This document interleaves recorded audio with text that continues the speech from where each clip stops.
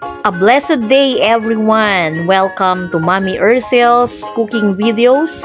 And today we will be cooking beef shrimps and veggies stir fry. Meron po tayong pasayan at binabad po natin yan sa garlic powder, konting asin at black pepper. At ngayon ay i-fry po natin. Prituhin natin ng panandalian lang dahil kaya gustong-gusto ko ang shrimps, madali lang pong lutuin, guys. So, ayan nga, pag luto na yung ating shrimps, ay ise-set aside po muna natin dahil mamaya po natin yan gagamitin dahil hindi po pwedeng ma-overcook, masisira yung lasa niya. So, dito sa wok na pinaglutuan ko ng shrimps, ilalagay na natin ang ating garlic, bawang. So, ayan nga guys, isang buong cloves po yan. At hintayin natin na lumabas ang aroma. Yan po. Pagkatapos natin na maging golden brown siya, ilalagay natin ang slice na 2 medium size ng onions, sibuyas. So, masarap ang sibuyas. Yan po ang nagpapasarap sa ating niluluto. At pagkatapos natin na magisa ang ating sibuyas ay ilalagay po natin ang ating ground beef at lalagyan ng ground black pepper.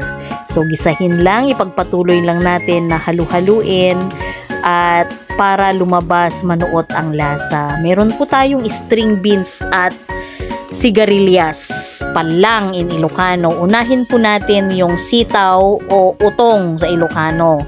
So, mas mahirap lutuin yan guys kaysa sigarilyas. Kaya, igisa po natin ganyan. Haluan natin ng soy sauce at oyster sauce. Masarap po ang oyster sauce. Mag-i-enhance po ng lasa ng ating niluluto sa ganitong klaseng luto. So, ayan nga. Ihalo-halo natin para ma-mix nating mabuti ang lasa ng ating nilulutong ulam. Kapag half-cook na po yung ating string beans, sitaw o utong o ano man tawag nyo dyan, ay pwede na nating ilagay yung ating palang or sigarilyas. Yan. So, halu-haluin lang po. Kung marunong kayong mag-adobo ng sitaw, ganun lang po yun. Same lang. Nilagyan lang natin ng sigarilyas. Napakasustansya. Nilagyan ko po yan ng cup of boiling water para hindi po siya dry. At ngayon, dahil luto na, ibubuhos na natin yung ating prinitong shrimps. At ihalo-halo lang, hintayin kumulo ulit at ready na po ang ating pananghalian. So, napakasarap po na ulam. At ito po ay isa sa paborito naming pagkain dahil masustansya po ang shrimps. Hindi po totoo na nakaka-high blood. Walang fats po yan na nakakasira sa katawan. Ang nakakasira yung sa ulo niya. Yun po yung mataba at madumi. So, tinatanggal ko po yun. So, napakasarap po na ulam for Thursday na bumabagyo.